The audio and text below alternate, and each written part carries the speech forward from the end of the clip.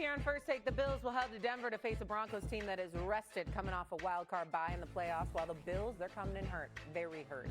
Gabe Davis tore his ACL and the Bills win over the Jags, and now Tyrell Shavers also tore his ACL, leaving the Bills with just 3 healthy receivers on their active roster. Obviously, this is not good news at all for the Bills. They have to go to Mile High. They got to face a Denver team that I just said is very well rested. Cam, what is your concern level for Josh Allen and the Bills? Look, in my mind, I was like, if there's a year to win it, no Joe Burrow, no Lamar, no, no Pat Mahomes, the AFC that normally has been in the playoffs the last 7 years. I was like, this is the year. This is where paradigms get elevated. Okay, we think Josh Allen, I've called him Andrew Luck 2.0, but he's been a league MVP. You don't do that because, hey, Andrew Luck was a baller. He was a supreme baller.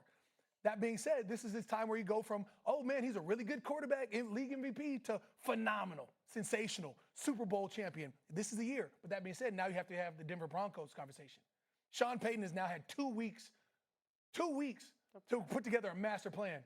What has he been doing? He's been in the lab for the last 2 weeks. He probably gave the players the first week off. Hey, you guys go home.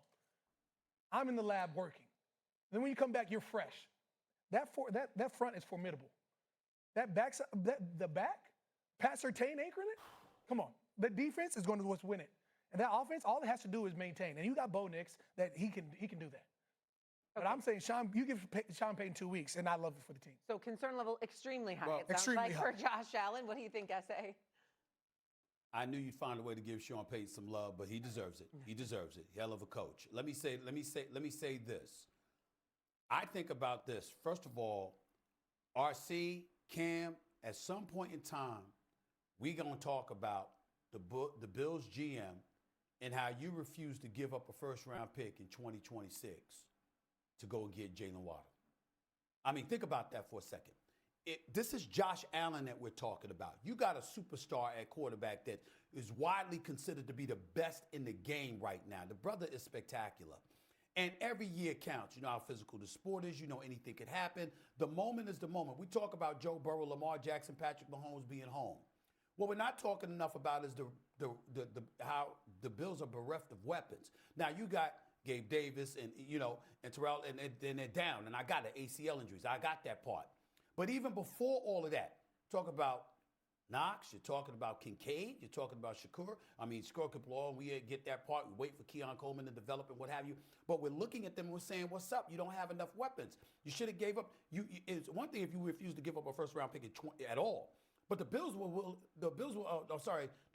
to give up a first-round pick in 2027. The Dolphins just wanted it in 2026, and you wouldn't do that. You'd have Jalen Waddle right now. Could you imagine what you could potentially do in this AFC?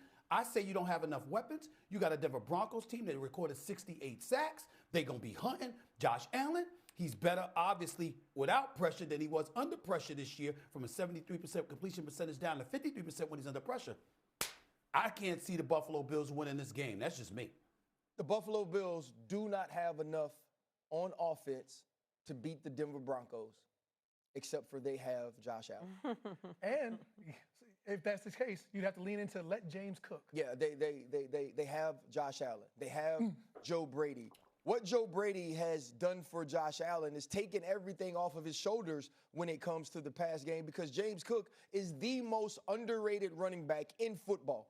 He's the one superstar we don't talk about enough. Now, is Ty Johnson going to be healthy that you can add to the pass game? How much do you use Kincaid? How much do you use Dawson Knox? And this is all about getting Josh to the fourth quarter, where it becomes who can be the best playmaker, who can be the guy that makes the biggest impact. He's already been the league MVP. I disagree with Cam. I believe he's already ascended to phenomenal. Now it's about immortality.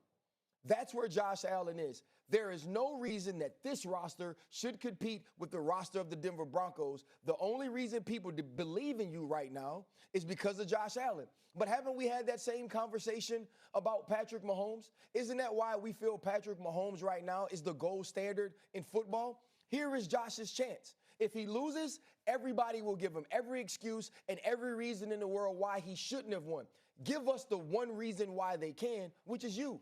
It's just tough with all those injuries. By the way, Sean Payton, 3-0, perfect. Went a bye, going into the playoffs, into the division round. Obviously, that was all when he was with the Saints, but backs against the wall for the Buffalo Bills. Today, I don't have a horse. I haven't had a horse in this race since October, so I'm kind of rooting for Josh Allen to finally get it done.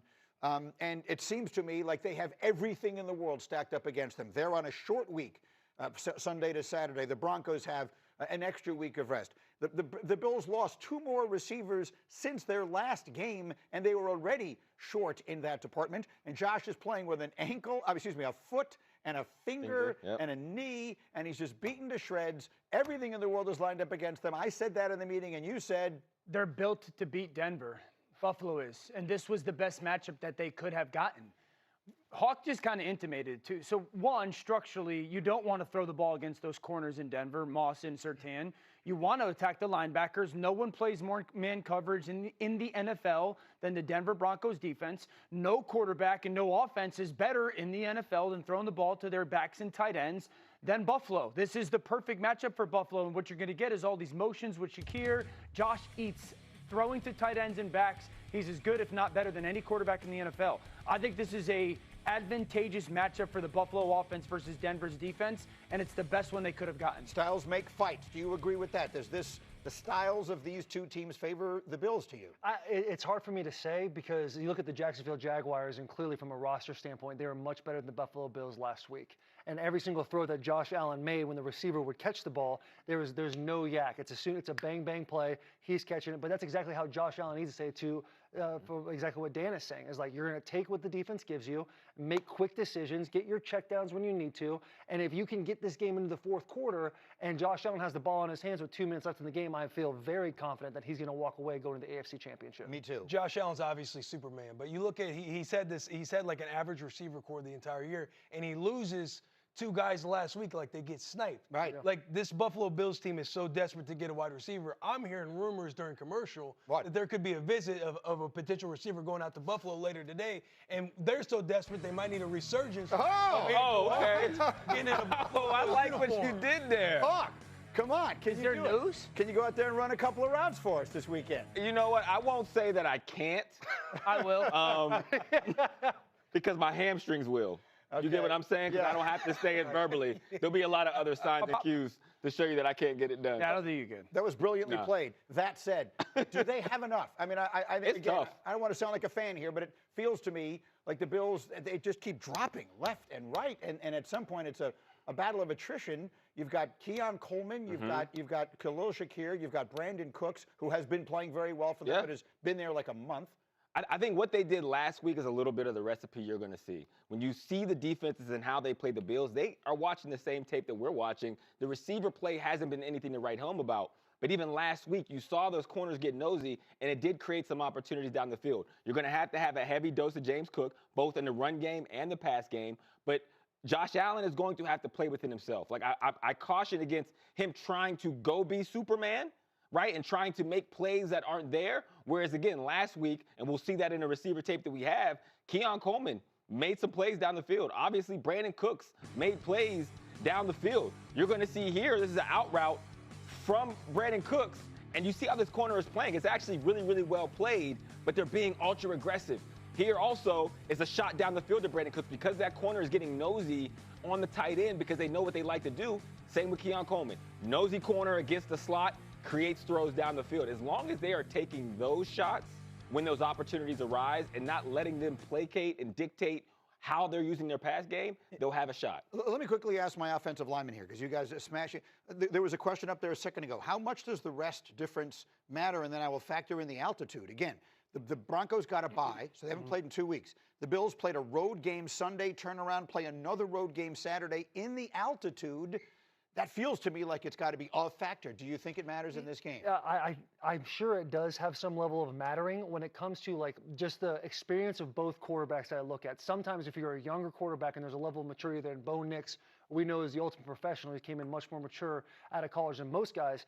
But when you have that break and you've had the success that the Denver Broncos have, you're not feeling the callus of the season wear on. And sometimes you have to have a little more of a callus than it blistering, taking a 1 week off. And I had to deal with that in 2021. We had that we were the 1 seed in the AFC.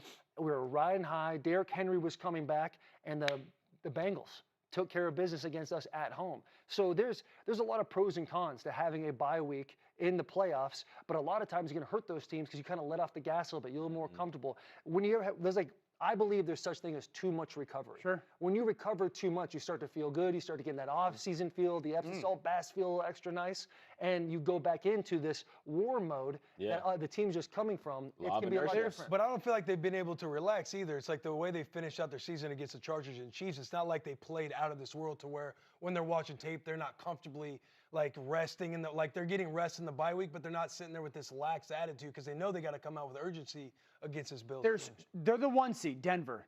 There's so much, both by a tape perspective and if you're a numbers or stats person, that favors Buffalo. I've talked about it from the offensive perspective, that the matchups that they create, the Dawson, Knox, Kincaid, Cook, and Shakir, if they get 20 targets, this is advantageous for Buffalo's offense. What does Josh do against man coverage with his legs? He eats it alive. Denver plays a ton. You're going to see Josh take off 2 or 3 times per quarter, specifically in those huge downs. Who wins those matchups? Does Josh scramble for that first down? And then on the flip side, Bo Nix has been a roller coaster. He has been. Bo Nix, when you present zone defense to Bo, he gets into a little bit of a frantic pace. Buffalo is one of the best zone defenses in football. I would be shocked if Buffalo plays more than 5 snaps of man coverage. So there's a lot with respect to understanding that Denver's the 1 seed, no doubt. There's a lot that just from a matchup perspective, you sit there and if you watch these teams every week this year, you go, Buffalo should win this football game. We're going to find out. It's pretty much dead even. No. All right. DraftKings. We're going to dive into it. We'll make picks as we continue. Meanwhile, coming up next, it's the big story of the day. It's the huge breaking news.